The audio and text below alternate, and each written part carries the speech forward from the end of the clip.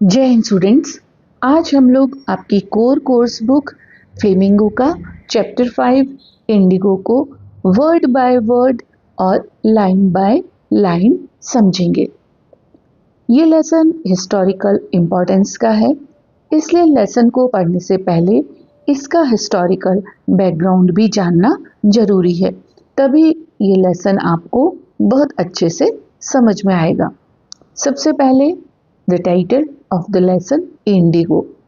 Indigo is a historical significant plant known for producing a rich blue dye. Indigo एक plant है जो कि आप इस पिक्चर में देख रहे हैं और ये अपनी ब्लू डाई यानी नीले कलर के लिए जाना जाता है, जिसको हम लोग नील कहते हैं। और ये इसका एक हिस्टोरिकल सिग्निफिकेंट है। क्यों है ये जब हम लेसन पढ़ेंगे तो समझ जाएंगे। Due to its vibrant colour, fast and rich blue hue, indigo और नील was considered a valuable blue gold. Indigo या नील को बहुत ही वैल्यूएबल यानी कीमती माना जाता है और इसको ब्लू गोल्ड भी कहा जाता है। क्यों? क्योंकि जो इसका कलर है वो फास्ट होता है और जो इसके शाइनिंग है ब्लू कलर में शाइनिंग होती है, that's why it is called blue gold. And now about the lesson. Lesson को अच्छे से समझने के लिए हमें लेसन के बारे में थोड़ा सा जानना भी जरूरी है।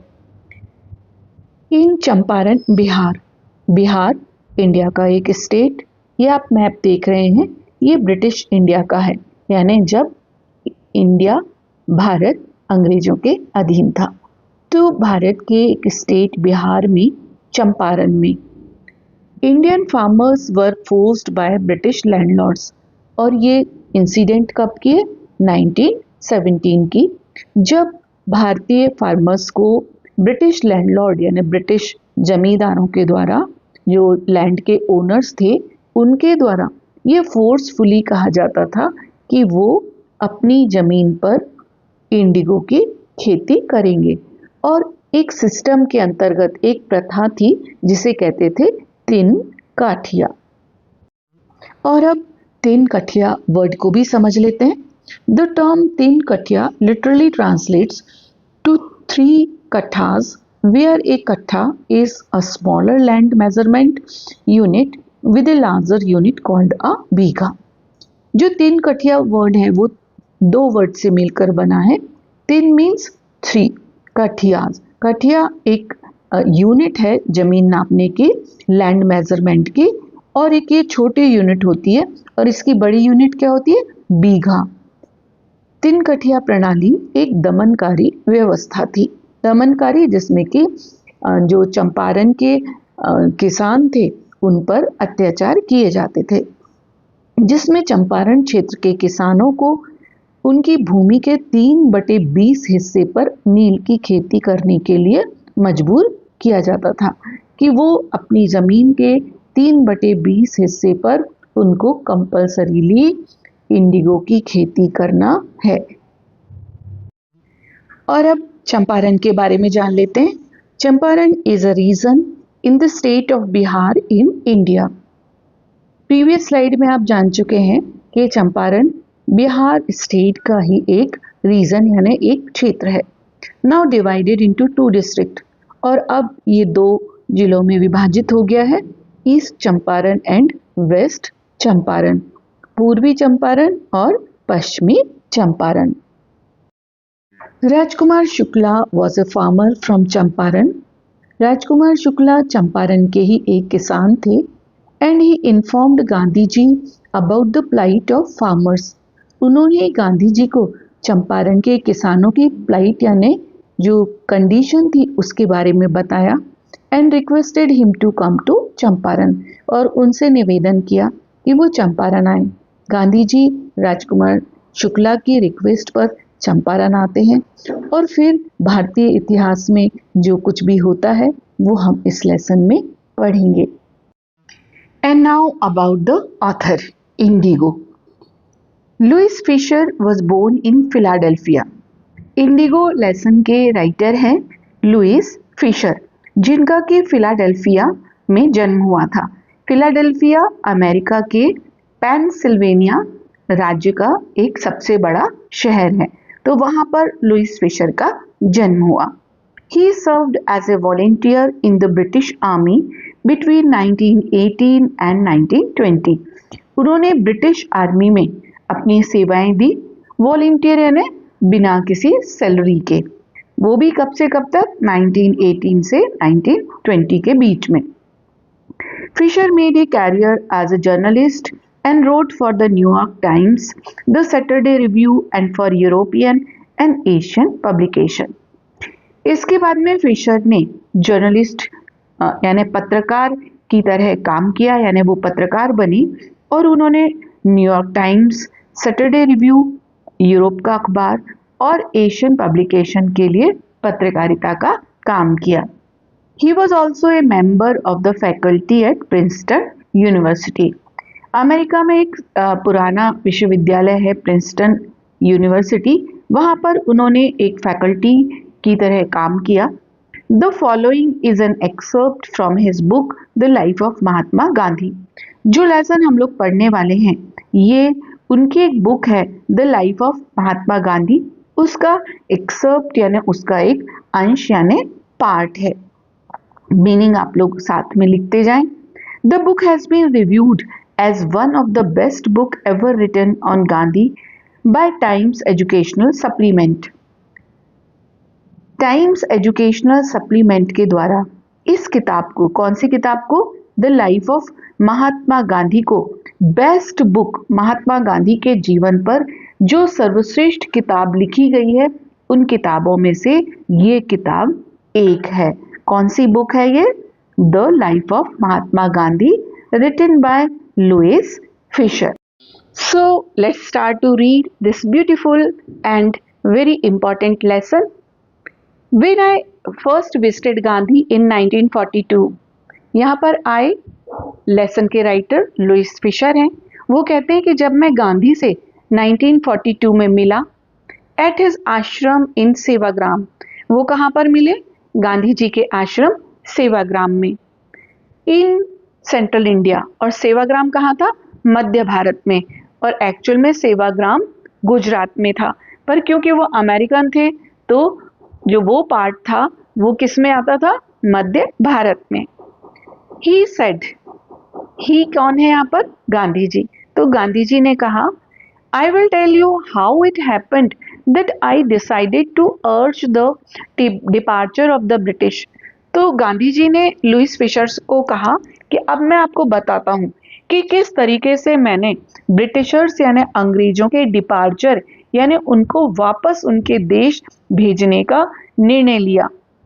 It was in 1917। ये कब की बात है? 1917 की।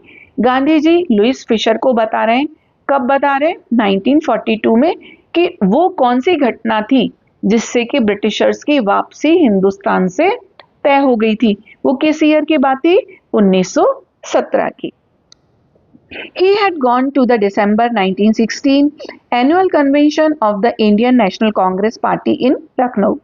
गांधी जी कहते हैं कि 1916 में दिसंबर की बात है, वो एनुअल यानी वार्षिक, कन्वेंशन यानी मीटिंग, यानी वार्षिक मीटिंग में इंडियन नेशनल कांग्रेस पार्टी की लखनऊ में मीटिंग में गए हुए थे। देयर वर 2301 डेलीगेट्स, और वहां पर डेलीगेट्स यानी रिप्रेजेंटेटिव कितने थे? 2301, एंड मैनी विजिटर्स, और बहुत से लोग उनसे मिलने भी आए थे।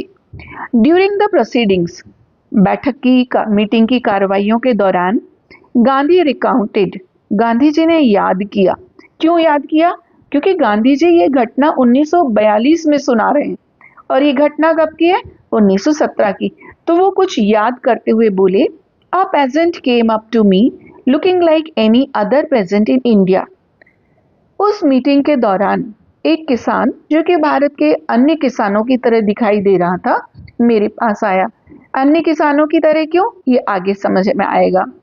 पुअर एंड इमेशिएटेड, बहुत गरीब और इमेशिएटेड यानी कृशकाय, दुबला पतला। एंड सेड, और उस किसान ने क्या बोला? I am Rajkumar Shukla, I am from Champaran. मेरा नाम राजकुमार शुक्ला है और मैं चंपारण से आया हूँ। And I want you to come to my district, और उसने कहा कि मैं चाहता हूँ कि आप मेरे साथ मेरे जिले में चलें, मेरे एरिया में चलें।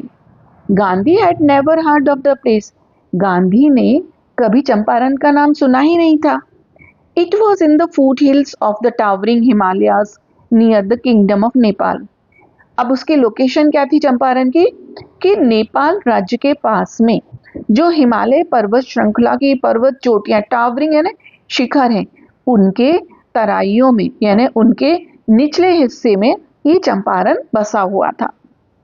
अंडर एन एंशियंट अरेंजमेंट, और यहाँ पर एक पुरानी व्यवस्था के अंतर्गत, the Champaran pageants were share croppers, जो चंपारण के किसान थे वो शेयर क्रॉपर थे। शेयर यानी बंटवारा, बांटना, क्रॉपर यानी फसल उगाने वाले, तो यानी वो ऐसी फसल उगाते थे जिसको उनको शेयर करना पड़ता था।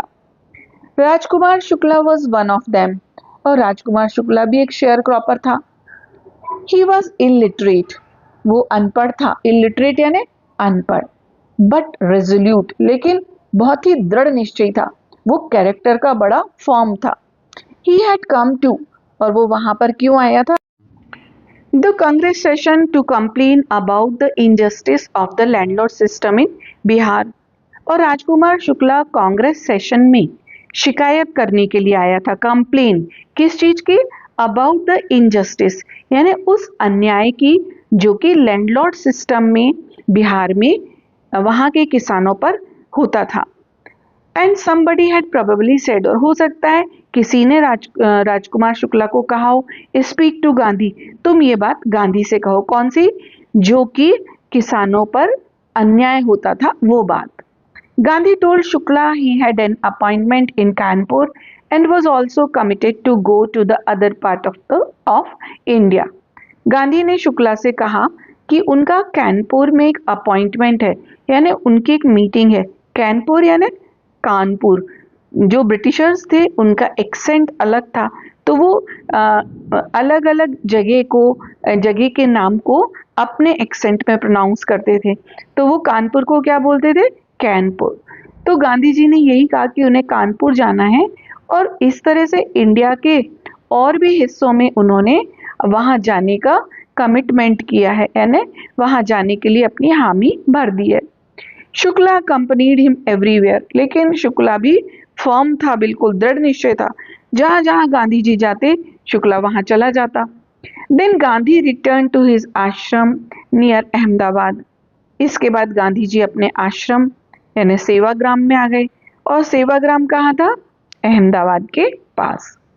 Shukla followed him to the ashram, Shukla Gandhi ji के साथ आश्रम में आ गया। For weeks he never left Gandhi side, और कई हफ्तों तक तो शुक्ला ने गांधी जी का साथ छोड़ा ही नहीं। Fix a date he begged, उसने कहा, रिक्वेस्ट की कि एक तारीख पक्की कर दीजिए, निश्चित कर दीजिए चंपारण आने की।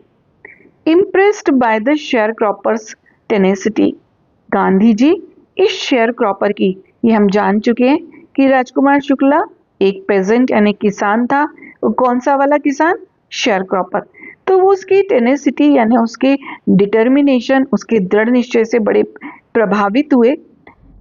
एंड स्टोरी, और जो भी उसने अपनी कहानी सुनाई उससे, Gandhi said, I have to be in Calcutta on such and such a date. उनका देखो, ऐसी ऐसी तारीख पर मैं कलकत्ता में रहूंगा, कम एंड मीट मी, ऐसा करना, तुम वहां आना और मुझसे मिलना। And take me from there, और फिर मुझे तुम वहां ले चलना, यानी चंपारण ले चलना। Month passed, Shukla was sitting on his haunches at the appointment spot in Calcutta when Gandhi arrived. महीनों बीत गए, जब गांधी जी कलकत्ता में आए तो शुक्ला ने हॉन्चेस पर यानी उकड़ू बैठकर उनसे रिक्वेस्ट की कि अब वो यहाँ से चंपारण चलें। He waited till Gandhi was free, वो बैठा रहा, और जब गांधी जी फ्री हुए यानी जो भी चर्चा कर रहे थे, जब वो उस चर्चा से फ्री हुए, then the two of them boarded a train for the city of Patna in Bihar. उसके बाद में टू ऑफ देम यानी जो गांधी जी थे और राजकुमार शुक्ला थे, वो वहां से एक ट्रेन में रवाना हुए और वो ट्रेन कहाँ जाती थी?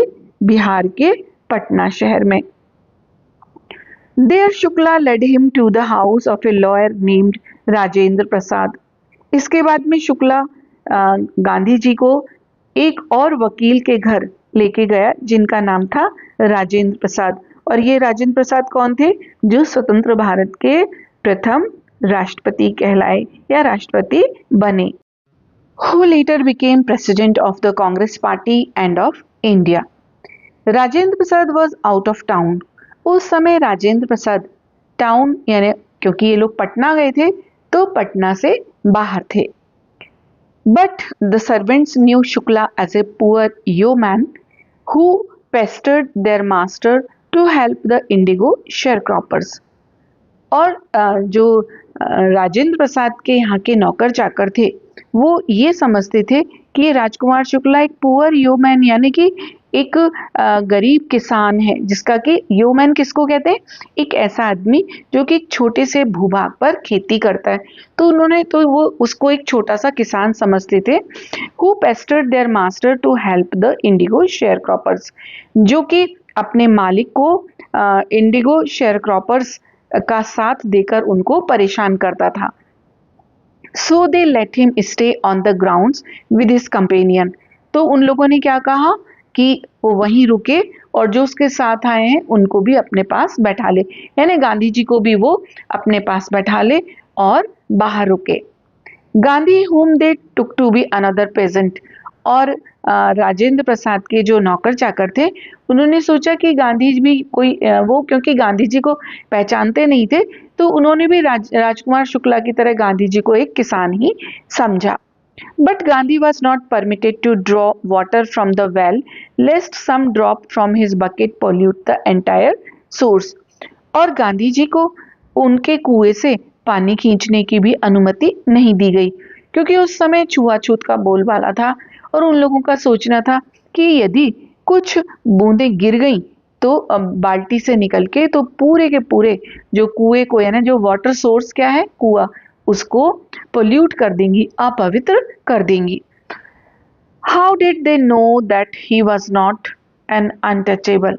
अब उनको कैसे पता चलता कि इनको राजेंद्र प्रसाद के यहाँ के जो नौकर चाकर थे उनको कौन बताता कि Gandhi ji he was not an untouchable, वो छुआछूत में भरोसा नहीं करते थे, ये उन्हें कौन समझाता। Gandhi decided to go first to Muzaffarpur. अब गांधी जी ने एक निर्णय लिया कि पहले तो वो मुजफ्फरपुर जाएंगे, which was en route to Champaran, जो कि चंपारण के रास्ते में ही था। To obtain more complete information about conditions than Shukla was capable of imparting, क्योंकि वहां जाकर वो और ज़्यादा इंफॉर्मेशन यानी ये शेयर क्रॉपर की समस्या जो ब्रिटिशर्स उनको परेशान कर रहे थे, उनका शोषण कर रहे थे, उस पूरी समस्या को उसकी जानकारी लेंगे वो। और उन्हें ऐसा लग रहा था कि जो शुक्ला है वो पूरी तरीके से इस जानकारी को इम्पार्ट यानी उसको उन तक पहुंचाने में समर्थ नहीं हो पा रहा, सफल नहीं हो पा रहा है। He accordingly sent a telegram to professor JB Kripalani. और उन्होंने एक टेलीग्राम भेजा प्रोफेसर JB कृपलानी को, किन्होंने? गांधी जी ने। Of the arts college in Muzaffarpur, जो कि आर्ट्स कॉलेज मुजफ्फरपुर में थे, whom he had seen at Tagore Shanti Niketan school. और गांधी जी JB कृपलानी से रविन्द्रनाथ टैगोर के शांति निकेतन स्कूल में मिल चुके थे, यानी उनकी पहले वहां मुलाकात हुई थी। शांति निकेतन रविन्द्रनाथ टैगोर द्वारा बनाया गया बहुत बड़ा शिक्षण संस्थान है। The train arrived at midnight, जो ट्रेन थी वो मिडनाइट यानी रात 12 बजे पहुंची। 15 अप्रैल 1917, डेट क्या थी? 15 अप्रैल 1917। Kripalani was waiting at the station with a large body of students. Kripalani station पर गांधी जी का इंतज़ार कर रहे थे और उनके साथ में बहुत सारे विद्यार्थी थे। ये बतलाता है कि उस समय विद्यार्थी और गुरु के बीच का संबंध क्या होता है कि आधी रात को भी वो अपने गुरु के साथ में गांधी जी को रिसीव करने के लिए गए हुए थे। Gandhi stayed there for 2 days in the home of professor Malkani. वहाँ पर यानी मुजफ्फरपुर में गांधी प्रोफेसर मलकानी के घर 2 दिन रहे। A teacher in A government school. Professor Malkani एक सरकारी स्कूल में टीचर थे। It was an extra ordinary thing in those days, Gandhi commented. अब ये सारी बातें गांधी जी किसको बता रहे हैं? लुइस फिशर को बता रहे हैं। और किस ईयर में? 1942 में। तो गांधी जी कहते हैं कि उन दिनों ये बात एक एक्स्ट्रा ऑर्डनरी यानी एक एक्सेप्शनल होती थी, अपवाद होती थी। कौन सी बात? कि किसी government professor to harbour a man like me, कि कोई सरकारी प्रोफेसर, कोई सरकारी टीचर मेरे जैसे व्यक्ति को हार्बर यानी शरण दे। क्यों? क्योंकि गांधी जी ब्रिटिश नीतियों के विरोधी थे। तो स्वाभाविक था कि यदि वो जिसके घर रुकते सरकार उसको भी परेशान करती। In smaller localities, the Indians were afraid to show sympathy for advocates of home rule. और छोटे एरिया में, छोटे शहरों में जो इंडियंस थे, जो भारतीय थे, वो इस तरह के लोगों के लिए जो कि होम रूल यानी जो स्वदेश चाहते थे, जो स्वदेशी शासन को एडवोकेट करते थे यानी उनकी मांग करते थे, उनका साथ देने में डरते थे। The news of Gandhi's advent यानी arrival, and of the nature of his mission spread quickly through Muzaffarpur and to Champaran. Gandhi ji के आने की और उनका जो मिशन था कि वो किस लिए आए हैं, ये पूरी खबर बहुत तेजी के साथ में मुजफ्फरपुर और चंपारण में फैल गई। Sharecroppers from Champaran began arriving on foot and by conveyance to see their champion. अब गांधी जी के आने की खबर जब चंपारण के शेयर क्रॉपर्स को मिली, यानी ऐसे किसान जिनको की खेती के बदले अपनी फसल का कुछ हिस्सा ब्रिटिशर्स को देना पड़ता था, वो पैदल या फिर जो भी कन्वेंस यानी यातायात का साधन मिला, वो अपने चैंपियन, अपने नायक को देखने को आ गए। Muzaffarpur lawyers called on, Muzaffarpur के जो लॉयर्स थे, वकील थे, उनको बुलाया गया। गांधी टू ब्रीफ हिम, कि वो जो भी केस है उसको ब्रीफ करें यानी उसके बारे में गांधी जी को बताएं। They frequently represented peasants groups in court, क्योंकि वो अक्सर कर इन किसानों के केसेस को कोर्ट में पेश करते थे। They told him about their cases and reported the size of their fees, तो उन्होंने अपने इस केस के बारे में बताया और ये भी बताया कि इसमें उनकी फीस क्या रहेगी। Gandhi chided the lawyers for collecting big fee from the sharecroppers. अब तो गांधी जी को बहुत गुस्सा आया और वो बुरी तरह से उन पर चिल्लाए कि उनको इन किसानों से इतनी बड़ी बड़ी फीस नहीं लेनी चाहिए। He said, I have come to the conclusion that we should stop going to law courts. मैंने ये निश्चय किया है या मैं इस कंक्लूजन पे आया हूँ कि हमको लॉ कोर्ट्स में नहीं जाना चाहिए। Taking such cases to the courts does little good, क्योंकि इस तरह के केसेस को यदि हम कोर्ट ले जाएं तो बहुत ही कम अच्छा होता है। Where the peasants are so crushed and fear stricken, law courts are useless. क्यों? जहाँ पर कि किसान इतने ज़्यादा दमन उन पर किया जा रहा है, यानी क्रश यानी उनको दबाव बनाया जा रहा है, और फियर स्ट्रिकन यानी वो डरे हुए हैं, तो ऐसी स्थिति में जो कानून है, ऐसी स्थिति में जो कोर्ट है, वो उनका कोई मतलब नहीं है। The real relief for them is to be free from fear, जो यदि आप सही उनको राहत देना चाहते हैं तो उनके मन से डर निकालिए। Most of the arable land in the Champaran district was divided into large state owned by the Englishmen. Champaran district की जो ज़्यादातर उपजाऊ जमीन थी वो divided by the large state, उसको बड़े बड़े एरियाज में ब्रिटिशर्स ने बांट दिया था। States owned by Englishman and worked by Indian tenants, तो जो ये बड़ी बड़ी प्रॉपर्टीज थी, जो जमीन के भूभाग थे, इनके ओन, इनका इन पर मालिकाना हक इनका था इंग्लिशमैन का यानी अंग्रेजों का, और जो इन पर काम करते थे वो इंडियन टेनेंट्स करते थे, यानी जो भारतीय किसान थे वो किराएदार के रूप में इन पर काम करते थे। The chief commercial crop was Indigo, और इस जमीन पर जो मेन, जो मुख्य कमर्शियल यानी जिसका कि बिजनेस पर्पज से यूज किया जाता था, जिस फसल का, वो थी इंडिगो। इंडिगो क्या है ये हम लोग जान चुके हैं। The landlords compelled all tenants to plant 3/20th or 15% of their holdings with indigo and surrender the entire indigo harvest as rent। अब जो ये अंग्रेज थे जो कि इन जमीनों के मालिक थे, और उन जमीनों पर खेती कौन करते थे? भारतीय या चंपारण के किसान, जो कि किराएदार के रूप में काम करते थे, उनकी जमीन नहीं हुआ करती थी।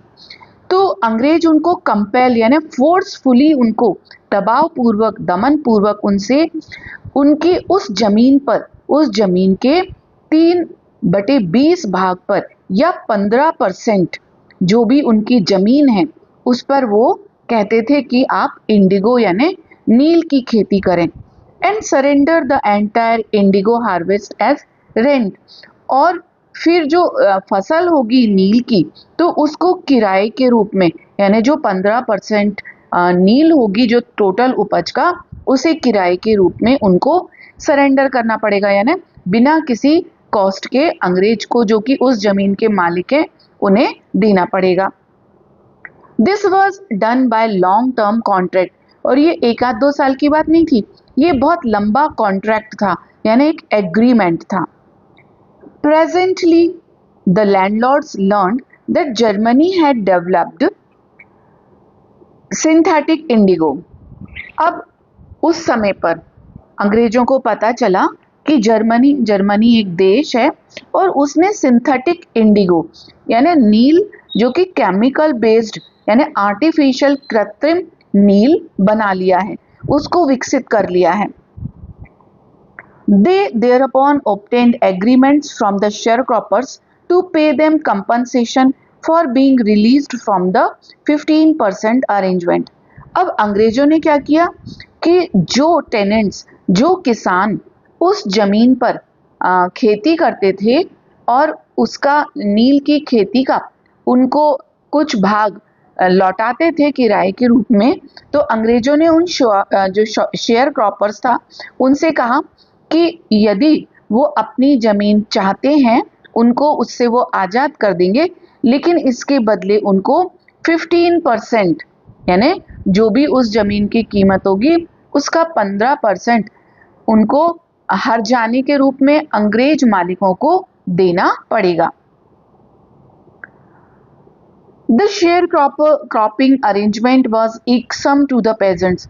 अब जो ये पूरी व्यवस्था थी शेयर क्रॉपिंग की, ये उन किसानों के लिए बहुत ही ट्रबलसम थी, बहुत परेशानी वाली थी। एंड मैनी साइंड विलिंगली, कुछ लोगों ने तो इस एग्रीमेंट पर साइन कर दिया कि ठीक है, हम आपको कंपनसेशन यानी आप हमको हमारी जमीन दे दीजिए, हम आपको 15% पैसा दे देंगे। दोज हु रेसिस्टेड, जिन लोगों ने विरोध किया, प्रतिरोध किया, एंगेज्ड लायर्स, उन लोगों ने वकील किए। द लैंडलॉर्ड्स हायर्ड थग्स, अब बदले में लैंडलॉर्ड यहाँ पे कौन थे? अंग्रेज थे। उन्होंने भी इन भारतीयों को जिन्होंने कि वकील किए, इनको परेशान करने के लिए, ताकि इनको ये पैसा ना देना पड़े, तो उन्होंने ठग यानी गुंडे, जो चीट्स, जो बदमाश थे, उनको हायर किया। Meanwhile, the information about synthetic indigo reached the illiterate peasants who had signed। अब इसी बीच में जिन किसानों ने उस एग्रीमेंट पर साइन किया था, ये खबर उन तक भी पहुंच गई कि जर्मनी में सिंथेटिक नील यानी आर्टिफिशियल नील विकसित कर लिया गया है।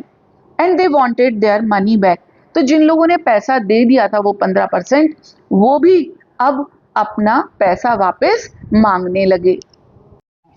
At this point Gandhi arrived in Champaran, और इस पॉइंट पर जब जर्मनी में सिंथेटिक इंडिगो डेवलप कर ली गई और अंग्रेज चंपारण के किसानों को उनकी जमीन छोड़ने के लिए 15% कंपनसेशन देने की मांग कर रहे थे या ले रहे थे, उस समय पर गांधी जी चंपारण में पहुंचे।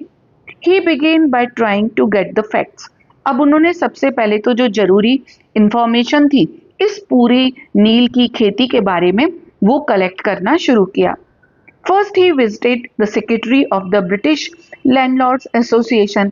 सबसे पहले तो वो एक ग्रुप था ब्रिटिश लैंडलॉर्ड एसोसिएशन का, तो उनके सेक्रेटरी से मिले। The secretary told him that they could give no information to an outsider. तो सेक्रेटरी ने कहा कि वो उनको कोई भी इंफॉर्मेशन नहीं देंगे क्योंकि गांधी जी एक आउटसाइडर हैं। Gandhi answered that he was no outsider. तो गांधी जी ने कहा कि वो कोई आउटसाइडर नहीं है, यानी वो कोई बाहरी नहीं है। Next Gandhi called on the British official commissioner of the Tirhut division in which the Champaran district ले। चंपारण जो जिला था वो तिरहुत डिवीजन में था, यानी तिरहुत संभाग में था। तो जो अगला काम गांधी जी ने किया कि उन्होंने वहां के ब्रिटिश ऑफिशियल कमिश्नर के साथ कॉल ऑन, यानी एक विजिट, एक फॉर्मल विजिट उन्होंने करना चाहिए। The commissioner Gandhi reports proceeded to bully me. तो गांधी जी लिखते हैं या बताते हैं कि उस कमिश्नर ने मुझको मेरे साथ में बुरी तरह से, बुली है ना, बुरी तरीके से ट्रीट किया। And advised me fourth with to leave Tirhut. और मुझसे कहा कि आप फोर्थ विथ यानी एट वंस, तुरंत, इमीडिएटली तिरहुत को छोड़कर चले जाएं। गांधी डिड नॉट लीव, लेकिन गांधी जी नहीं गए। Instead he proceeded to Motihari the capital of Champaran. इसकी बजाय वो कहाँ गए? मोतिहारी में, जो कि चंपारण की कैपिटल था। Several lawyers accompanied him. Gandhi ji के साथ बहुत सारे वकील भी गए। At the railway station a vast multitude greeted Gandhi. और जब वो रेलवे स्टेशन पर गए तो एक बहुत विशाल मल्टीट्यूड, यानी लोगों की gathering, a large number of people, तो वो गांधी जी से मिलने आए, बहुत सारे लोग।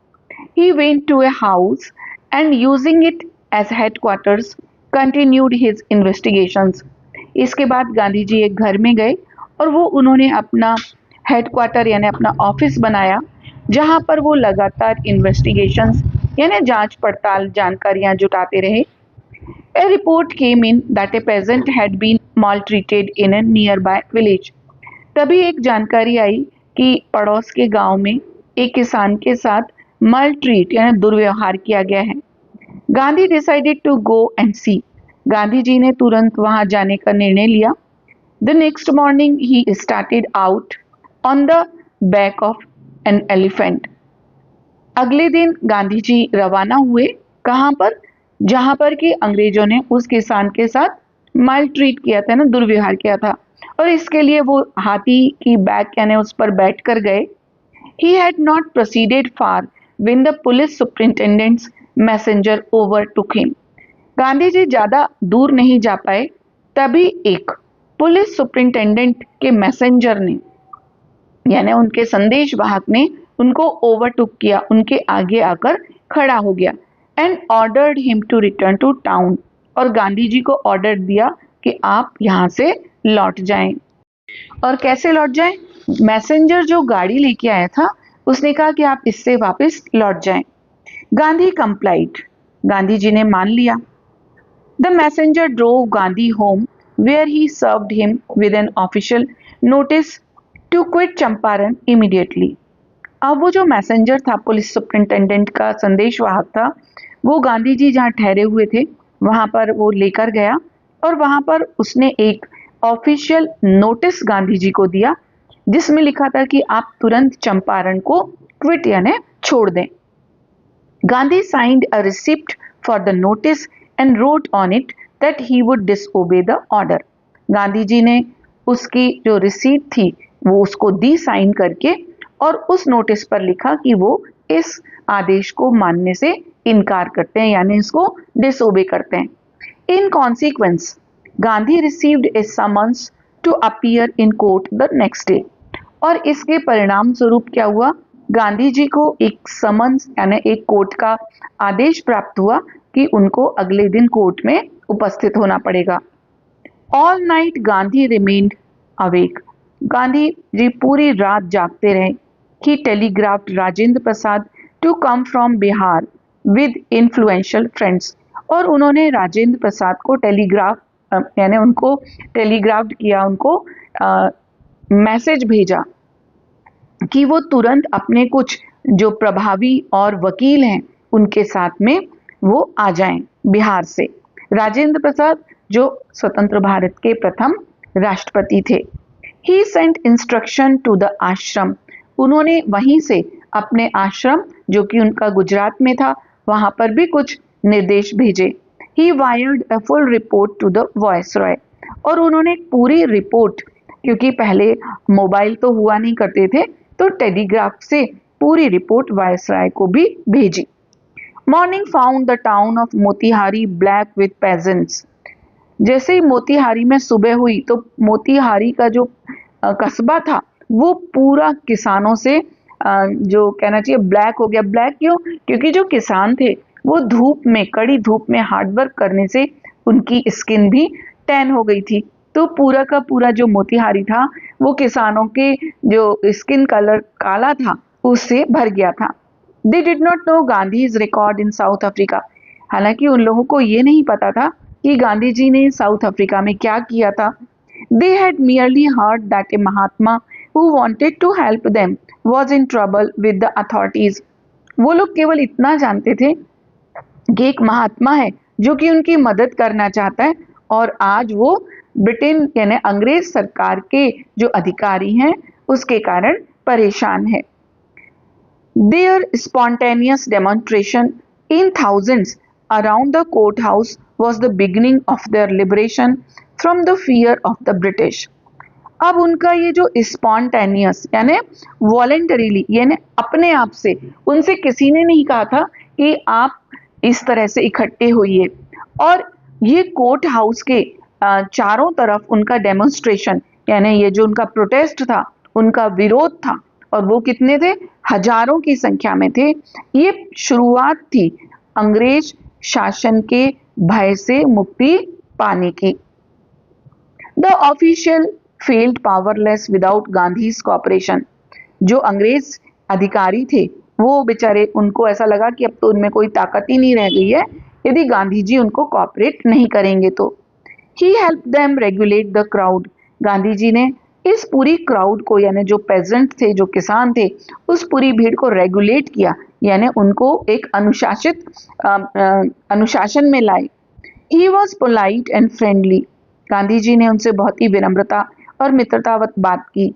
ही was giving them concrete proof that their might hitherto dreaded and unquestioned, और वो उनको बिल्कुल सॉलिड प्रूफ दे रहे थे ब्रिटिश गवर्नमेंट को दैट देयर माइट, कि उनकी जो ताकत है वो हिदरटू ड्रीडेड एंड अनक्वेश्चनड, कि वो उनमें शायद पहले से ही खौफ भर देगी। Could be challenged by Indians, और इस बात को भारतीय लोग चुनौती देंगे। द गवर्नमेंट वॉज बैफल्ड, किसानों की इतनी भीड़ देखकर जो सरकार थी, ब्रिटिश सरकार थी, वो एकदम से कंफ्यूज्ड हो गई। द प्रोसिक्यूटर रिक्वेस्टेड द जज टू पोस्टपोन द ट्रायल, और प्रोसिक्यूटर यानी जो सरकारी वकील था उसने जज से रिक्वेस्ट की कि इस ट्रायल को अभी पोस्टपोन कर देते हैं। पोस्टपोन यानी डिले कर देते हैं। Apparently the authorities wish to consult their superiors, और एक बात और साफ थी कि जो अथॉरिटीज यानी जो ब्रिटिश ऑफिशियल्स थे वो अपने सुपीरियर यानी जो अपने सीनियर्स थे उनसे भी कंसल्ट करना चाहते थे। Gandhi protested against the delay, Gandhi ji ने इस डिले को यानी जो कोर्ट की कार्यवाही को पोस्टपोन करने का विरोध किया। प्रोटेस्ट यानी विरोध। He read a statement pleading guilty, उन्होंने एक स्टेटमेंट पढ़ा जिसमें कि वो अपना दोषी होने का जो कारण था वो बताया। He was involve, he told the court, उन्होंने कोर्ट को बताया कि he was involve in A conflict of duties, actual में उनके सामने एक कहना चाहिए कि कर्तव्य का वो डिसाइड नहीं कर पा रहे थे कि वो क्या काम करें, कौन से कर्तव्य को पहले लें।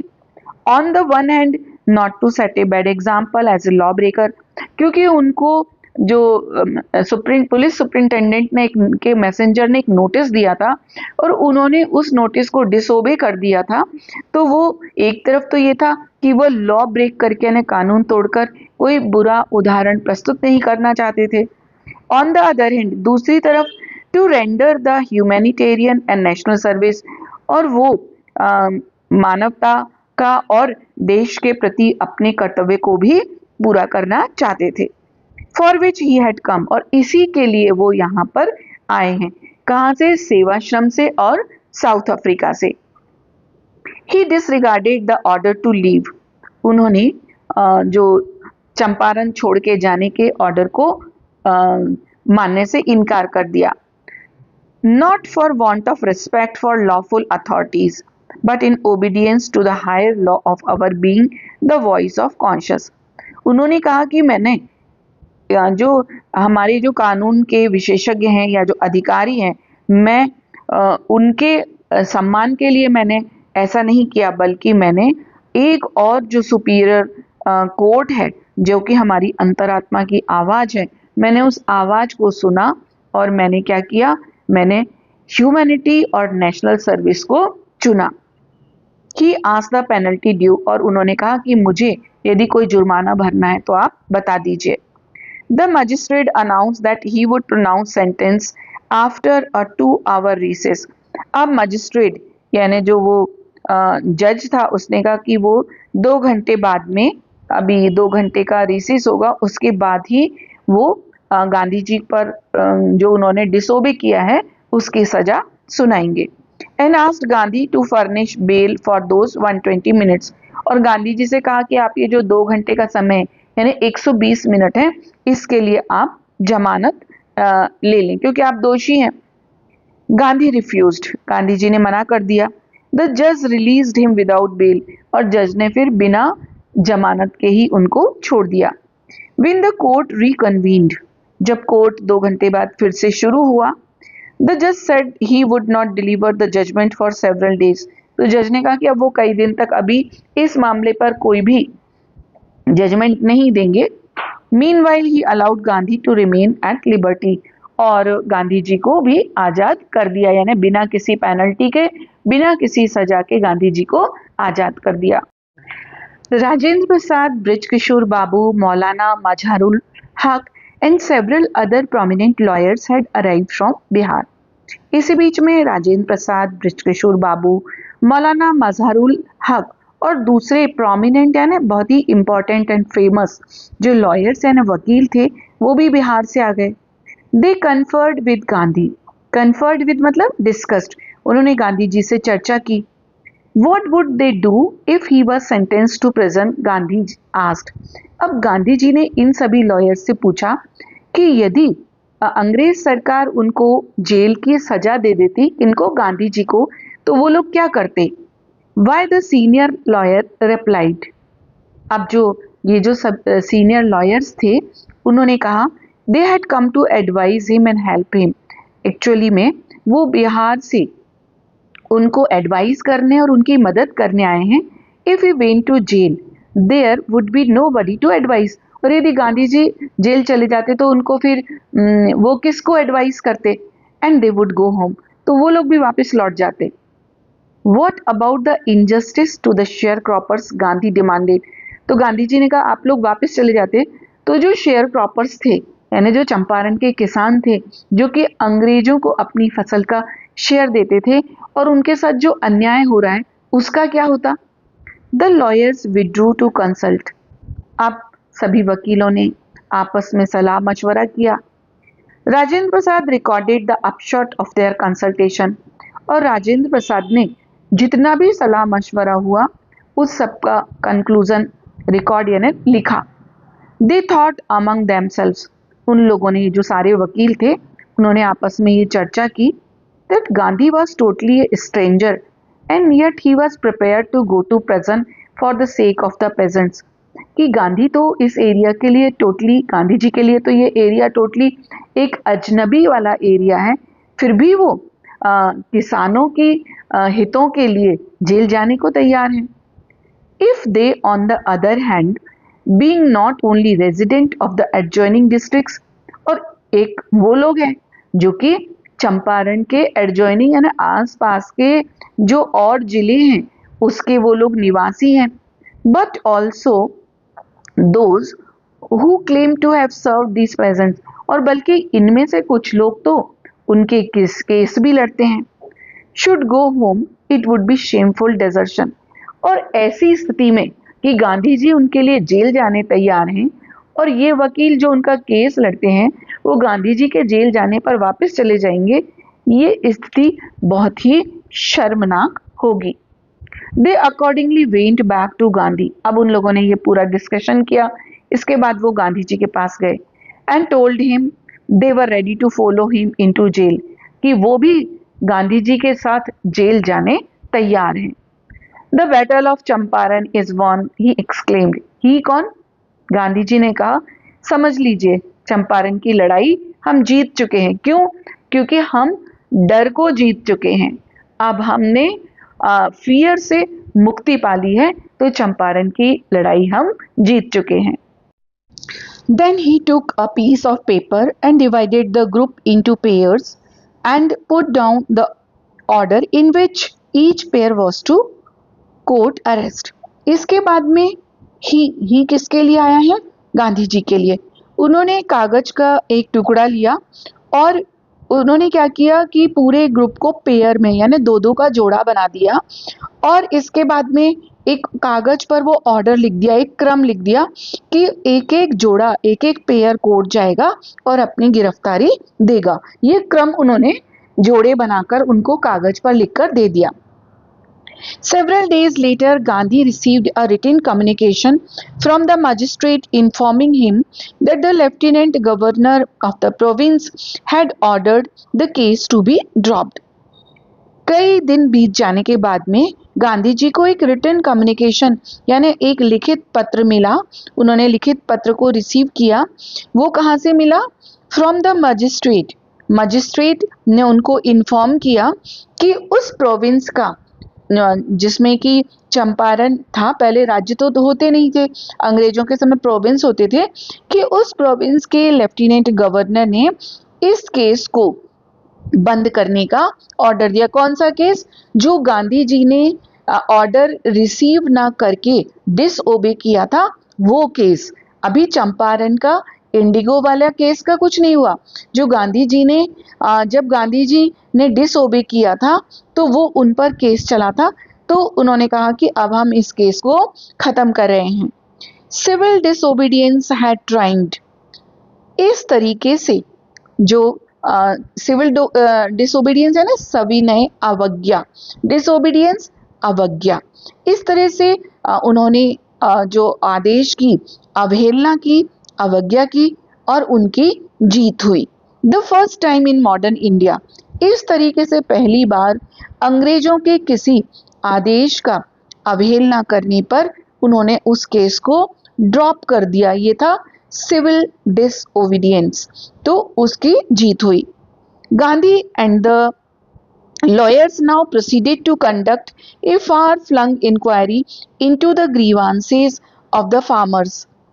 अब क्या किया? जो गांधी जी और जो वकील थे उन्होंने अपनी कार्यवाही को आगे बढ़ाया, फार फ्लंग इंक्वायरी, और बहुत ही उन्होंने गहन इसमें इंक्वायरी की, अध्ययन किया, जो किसानों ने अपनी कंप्लेंट्स की थी उसके बारे में।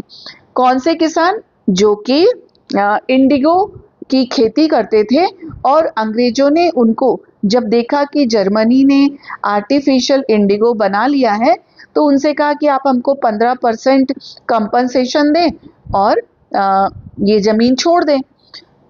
डिस्पोजिशंस by about 10,000 peasants were written down.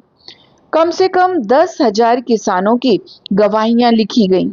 And notes made on other evidence, और दूसरे साक्ष्य, एविडेंस है ना, साक्ष्य प्रमाणों पर भी नोट्स बनाए गए।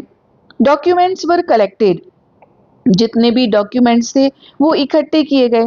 The whole area throbbed with the activity of the investigators and the vehement protest of the landlord. और जो वो पूरा एरिया था चंपारण वाला, वो एकदम वाइब्रेट हो गया, यानी वहां पर पूरे में एक ही फीलिंग आ रही थी। कौन सी?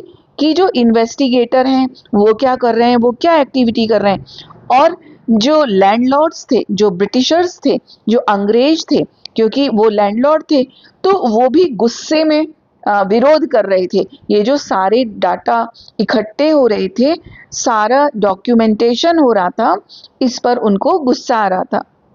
इन June Gandhi was summoned to sir Edward Gait. जून माह में गांधी जी ने वह समन टू ने सर एडवर्ड गेट से मिलने का उन्होंने प्लान बनाया। द लेफ्टिनेंट गवर्नर, वो कौन थे? Lieutenant governor. Before he went, he met leading associates and again laid detailed plans for civil disobedience if he should not return. Gandhi ji मुलाकात करने से पहले फिर से अपने जो उनके लीडिंग एसोसिएट यानी जो पॉपुलर सपोर्टर्स थे, क्योंकि वो लेफ्टिनेंट गवर्नर से मिलने जा रहे थे, तो उनने फिर से एक प्लान बनाया कि यदि सिविल डिसओबीडियंस करते हैं और वो नहीं लौटते हैं यानी उनको अरेस्ट कर लिया जाता है, तो फिर क्या करना पड़ेगा। Gandhi had 4 protracted interviews. Gandhi ji ने उनके साथ में, किनके साथ में? लेफ्टिनेंट गवर्नर के साथ 4 बहुत अधिक लंबी मुलाकात की। हु एज ए रिजल्ट, और इसके परिणाम स्वरूप अपॉइंटेड, जो गवर्नर थे, appointed an official commission of inquiry. तो गवर्नर ने एक कमीशन, जांच कमीशन बैठा दिया into the indigo sharecropper की, जो इंडिगो शेयर क्रॉपर्स थे, ऐसे शेयर क्रॉपर जो कि इंडिगो की खेती करते थे, उनके मामले की जांच करने के लिए। The commission consisted of landlords, government officials and Gandhi as the sole representative of the peasant. इस कमीशन में कौन कौन थे? लैंडलॉर्ड्स यानी जमींदार थे, जो कि जमीन के मालिक थे यानी अंग्रेजी लोग थे, गवर्नमेंट ऑफिशियल थे, और गांधी एकमात्र अकेले गांधी जी थे जो कि किसानों का प्रतिनिधित्व कर रहे थे। Gandhi remained in Champaran for an initial uninterrupted period of 7 months। Gandhi ji को पता नहीं था कि कितने दिन चंपारण में उन्हें रहना पड़ेगा, लेकिन जब वो पहली बार चंपारण आए तो लगातार 7 महीने वो चंपारण रुके, अनइंटरप्टेड यानी बीच में उनको वो कहीं भी नहीं जा पाए, लगातार वहीं पर बिना रुकावट के। And then again for several shorter visits, और इसके बाद उन्होंने कई छोटी छोटी यात्राएं फिर से चंपारण की। The visit undertaken casually on the entreaty of an unlettered peasant in the expectation, और ये विजिट जो कि अनलेटर्ड पेजेंट, एक अनपढ़ किसान, कौन था अनपढ़ किसान? राजकुमार शुक्ला, जिसने कि उनको ये एक हम्बल एंट्रिटी यानी एक हम्बल रिक्वेस्ट की थी कि वो चंपारण चलें और जो शेयर क्रॉपर्स हैं उनकी समस्या का निराकरण करें। That it would last a few days, तब उन्होंने ये सोचा था कि कुछ ही दिन में ये समस्या का निराकरण हो जाएगा। Occupied almost a year of Gandhi's life, लेकिन चंपारण की जो समस्या थी, जो शेयर क्रॉपर्स की समस्या थी, उन्होंने लगभग, उस समस्या ने गांधी जी का 1 वर्ष वहां पर गांधी जी को बिताना पड़ा। The official inquiry assembled a crushing mountain of evidence against the big planters. अब इस इंक्वायरी में जो बिग प्लांटर्स थे, बिग प्लांटर्स यहाँ किसके लिए आया है? जो लैंडलॉर्ड्स थे यानी जो अंग्रेज थे, उनके खिलाफ एविडेंस यानी इतने सारे सबूत इकट्ठे हुए कि वो एक बहुत बड़ा क्रशिंग माउंटेन यानी ह्यूज अमाउंट में, बहुत बड़ी संख्या में सबूत इकट्ठे हुए। And when they saw this, they agreed in principle to make refunds to the peasant. जब लैंडलॉर्ड्स ने देखा कि ये तो उनके खिलाफ बहुत सारे सबूत इकट्ठे हो गए, तो वो किसानों को रिफंड देने के लिए यानी उनसे जो पैसा लिया है उसको लौटाने को तैयार हो गए। But how much must we pay, they asked Gandhi. Gandhi से उन्होंने कहा कि हम लोग को कितना पैसा लौटाना चाहिए। They thought he would demand repayment in full of the money which they had illegally and deceitfully extorted from the sharecroppers. उन लोगों ने सोचा, किन लोगों ने?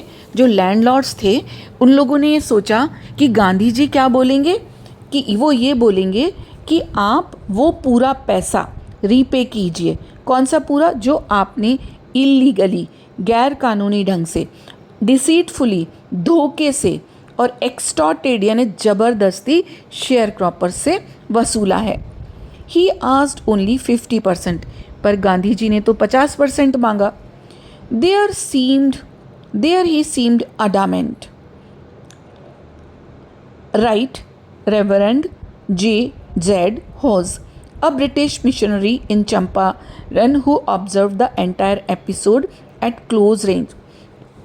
तो रेवरेंड J.Z. होस जो कि ब्रिटिश मिशनरी के व्यक्ति थे और चंपारण में इस पूरे चंपारण में इंडिगो का जो प्रकरण था बहुत ही बारीकी से इसको देख रहे थे। तो उन्होंने लिखा कि देयर ही सीम्ड कि इस बात के लिए वो बहुत अडामेंट यानी फर्म थे कि 50% हमको चाहिए है। Thinking probably that he would not give way, the representative of the planters offer to refund to the extent of 25%। अब जो लैंडलॉर्ड्स थे, जो ओनर्स थे, उन्होंने क्या बोला कि हम केवल 25% ही रिफंड करेंगे। And to his amazement mister Gandhi took him at his word, thus breaking the deadlock. और गांधी जी ने क्या किया, उसको एक्सेप्ट कर लिया।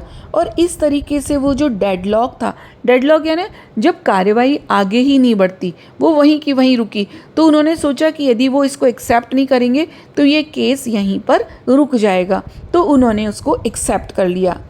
This settlement was adopted unanimously by the commission. और ये सेटलमेंट को कमीशन ने, जो वो जांच कमीशन था ना, उसने एक मत से, यूनानिमसली यानी एक मत से स्वीकार कर लिया। Gandhi explain that the amount of the refund was less important than the fact that the landlords had been obliged to surrender part of the money and with it part of their prestige. Gandhi ji कहते हैं कि पैसा उतना important नहीं था, important ये था कि किस तरीके से जो वो लैंडलॉर्ड्स थे उन्होंने मनी को भी सरेंडर किया और अपनी प्रेस्टीज को भी सरेंडर किया।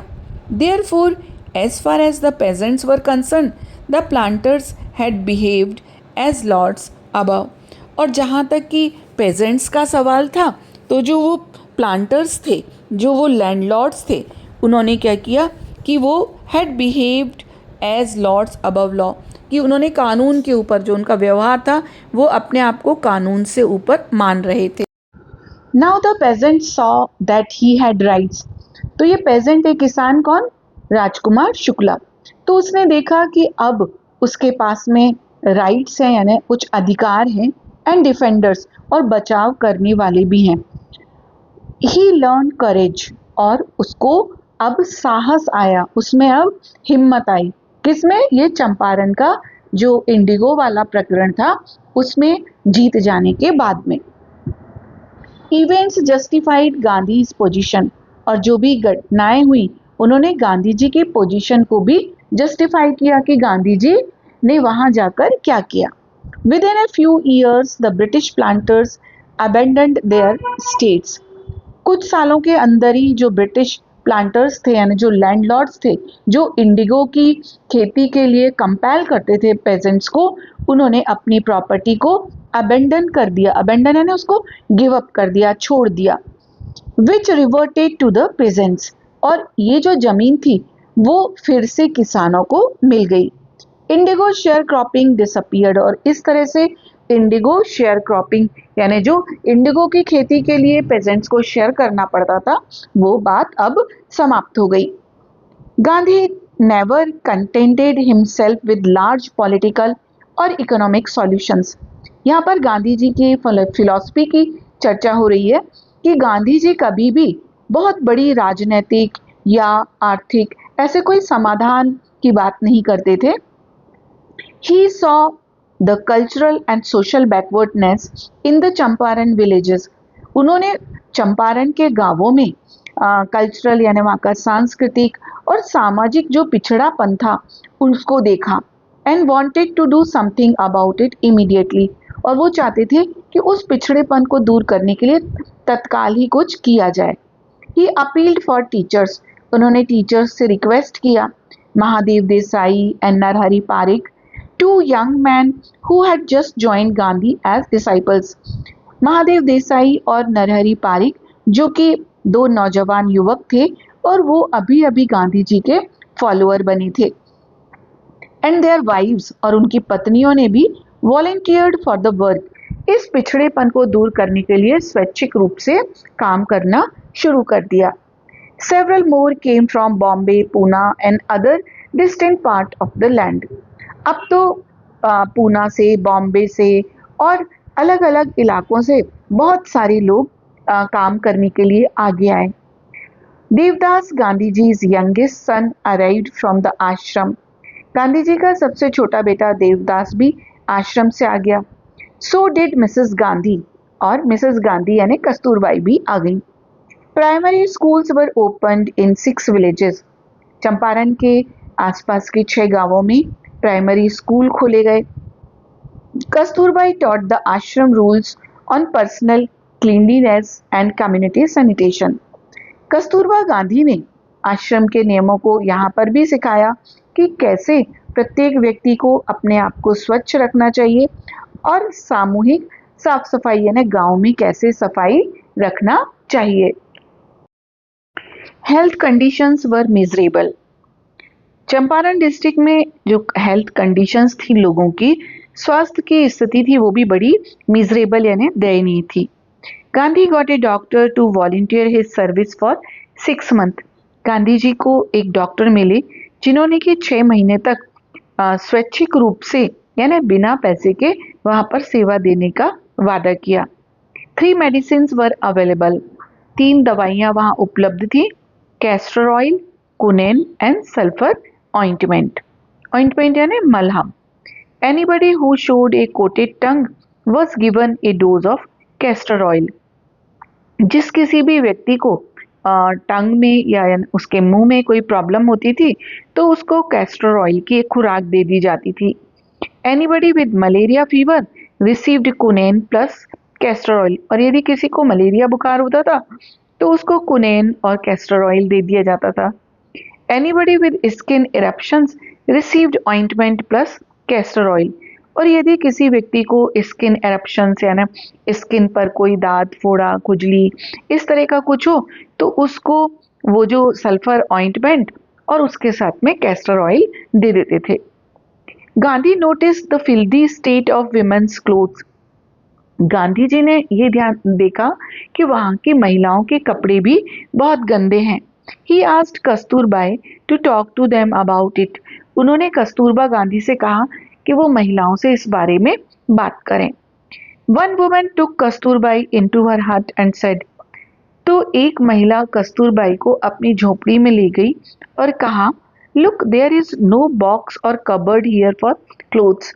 देखो यहाँ पर कोई भी कबर्ड यानी कोई अलमीरा या कोई संदूक नहीं है। क्यों नहीं है? The sari I am wearing is the only one I have. जो भी साड़ी मैं पहने हुए हूँ अभी, क्योंकि मेरे पास वही एक है, रखने के लिए कोई है ही नहीं। दैट्स वाई यहाँ पर कोई भी बॉक्स या कबर्ड नहीं है। During his long stay in Champaran, Gandhi kept a long distance watch on the आश्रम। गांधी जी जब चंपारण में थे तो ऐसा नहीं कि वो अपने सेवाश्रम पर ध्यान ही नहीं देते थे, वो इतनी दूर रहकर भी अपने आश्रम को पर ध्यान देते थे। He sent regular instructions by mail and asked for financial accounts. वो लगातार पत्र द्वारा निर्देश भेजते थे और वहाँ के जो भी वित्तीय अकाउंट्स हैं या जो लेखे हैं उन पर नजर रखते थे। Once he wrote to the residents that it was time to fill in the old latrine trenches and dig new ones. वो कितना ध्यान हर चीज का अपने आश्रम को रखते थे, इसका एक एग्जाम्पल दिया कि एक बार उन्होंने वहाँ आश्रम में रहने वाले लोगों को पत्र लिखा कि देखो ये समय, क्योंकि उस समय इस तरह की फ्लश की लेट्रिन तो होती नहीं थी, गड्ढे खोदकर लोग उनको यूज किया करते थे। तो गांधी जी ने कहा कि ये टाइम है कि उन गड्ढों को फिलअप कर दिया जाए और नए गड्ढे खोद दिए जाएं, otherwise the old ones would begin to smell bad. नहीं तो जो पुराने गड्ढे हैं वो क्योंकि वो भर चुके होंगे तो उनमें से बहुत बुरी स्मेल आने लगेगी। यानी वो आश्रम की हर बात का ध्यान रखते थे और उसके बारे में कहीं पर भी रहें वहाँ के रहने वाले लोगों को निर्देश देते थे। The Champaran episode was a turning point in Gandhi's life. Champaran का ये पूरा एपिसोड गांधी जी के जीवन का टर्निंग पॉइंट था, एक मोड़ था उनके जीवन में, एक इम्पॉर्टेंट पॉइंट था। What I did he explain. अब उन्होंने एक्सप्लेन किया, वो किसको एक्सप्लेन कर रहे हैं? लुइस फिशर को। और ये बात है 1942 की, कि वो कहते हैं कि was a very ordinary thing. मैंने क्या किया, ये तो बहुत छोटी बात थी। I declare that British could not order me about in my own country, कि अंग्रेज मुझे मेरे देश में आदेश नहीं दे सकते हैं। पर Champaran did not begin as an act of defiance. Actual में चंपारण में उन्होंने अपोजिशन या डिसओबे की शुरुआत नहीं की थी। It grew out of an attempt to alleviate the distress of large number of poor peasant. Actual में ये कैसे शुरू हुआ? क्योंकि वो बहुत बड़ी संख्या में जो गरीब किसान थे, उनके जो डिस्ट्रेस यानी उनके टॉर्चर, उन पर जो अत्याचार हो रहे थे, उसको कम करना चाहते थे, इसलिए ऐसा हुआ। This was the typical Gandhi pattern. Actual में गांधी जी का यही पैटर्न था, ये उनकी पहचान थी। His politics were intertwined with the practical day to day problems of the millions. Actual में उनकी जो पॉलिटिक्स होती थी वो लाखों लोगों की दैनिक जीवन की परेशानियां, ऐसी परेशानियां जो प्रैक्टिकल हैं, व्यवहारिक हैं, उसमें उसके साथ होती थी। It was a loyalty to living human beings. असल में वो इंसानों के साथ जीने जीने वो इंसानियत के साथ जीना चाहते थे, या उनकी जो श्रद्धा थी, उनका जो सिद्धांत था वो इंसानियत का था। टू एब्स्ट्रैक्शन रादर देन, वो ख्यालों में नहीं, वो जो सोचते थे वो करते थे। It was a loyalty to living human beings. Actual में जो वो करना चाहते थे सिद्धांत, वह इंसानों के लिए करना चाहते थे। इन एवरीथिंग गांधी डिड, और गांधी जी ने ऐसा किया भी। Moreover he tried to mould a new free Indian who could stand on his own feet. और उन्होंने क्या किया? उन्होंने अ न्यू फ्री इंडियन, एक ऐसे भारतीय, एक ऐसे भारतवासी को बनाया जो अपने खुद के पैरों पर खड़ा हो सकता है, एंड दस मेक इंडिया फ्री, और इस तरह से भारत को आजाद किया। Early in the Champaran action, Charles Freer Andrews, the English pacifist who had become a devoted follower of the Mahatma, came to bid Gandhi farewell before going on a tour to duty to the Fiji Island. एक व्यक्ति थे Charles फ्रियर Andrews, जो कि अंग्रेज थे और pacifist यानी peace maker थे, यानी वो बातचीत से शांति बनाए रखना चाहते थे, वो युद्ध के समर्थक नहीं थे। तो वो फीजी आइलैंड जा रहे थे, लेकिन वहाँ जाने से पहले उन्होंने गांधी जी से मुलाकात करने का उनका मन था, तो वो गांधी जी के पास आए। Gandhi's lawyer friends thought it would be a good idea for Andrews to stay in Champaran and help them. Gandhi ji के जो फ्रेंड्स थे, जो वकील थे, उन्होंने सोचा ये तो बहुत अच्छा आइडिया है। ये बात उस समय के जब चंपारण में गांधी जी आए ही थे, तो उन्होंने कहा कि क्योंकि एंड्रूज पीस मेकर हैं और वो गांधी जी के फॉलोअर भी हैं, तो यदि वो चंपारण में रुक जाएं तो बहुत अच्छा होगा। Andrew was willing if Gandhi agreed, और एंड्रू की मंशा भी थी यदि गांधी जी मानते तो। But Gandhi ji was vehemently opposed, लेकिन गांधी जी ने इस बात को बहुत ही स्ट्रांगली विरोध किया। वो उनकी मदद लेना नहीं चाहते थे। किनकी? चार्ल्स फ्रियर एंड्रूज की। ही सेड, उन्होंने अपने लॉयर फ्रेंड से क्या बोला? You think that in this unequal fight it would be helpful if we have an Englishman on our side. आप लोग क्या सोचते हो कि ये जो लड़ाई है वो अनइक्वल है, असमानता वाली है। एक तरफ अंग्रेज हैं जो धनवान हैं, जिनके पास में बहुत बड़े बड़े वकील हैं, हर सुविधा है, और दूसरी तरफ हम भारतीय हैं, हमारे किसान हैं जो बहुत गरीब हैं। तो इस अनइक्वल फाइट में क्या इट वुड बी हेल्पफुल, यदि वो हमारी मदद करें अंग्रेज, तो क्या सोचते हो कि वो हमारी मदद करेंगे? This shows the weakness of your heart, ये तो आपके मन की कमजोरी है कि हम एक अंग्रेज की मदद लें। The cause is just and you must rely upon yourself to win the battle. ये जो है ये जस्ट यानी न्याय की बात है, और तुमको इस लड़ाई में अपने ऊपर विश्वास करना चाहिए, यानी स्वयं पर भरोसा करो।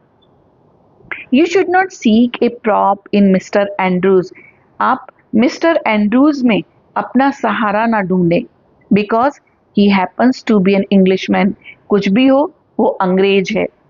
He had read our minds correctly, Rajendra Prasad comments.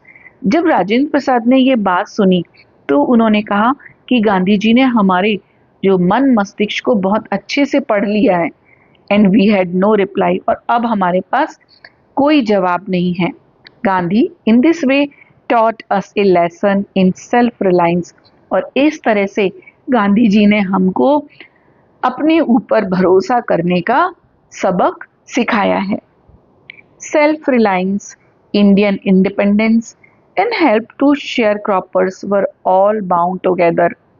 Self-reliance यानी अपने पर भरोसा, और भारत की आज़ादी और शेयर क्रॉपर की मदद, ये तीनों एक दूसरे से जुड़े हुए हैं, एक दूसरे से गुथे हुए हैं।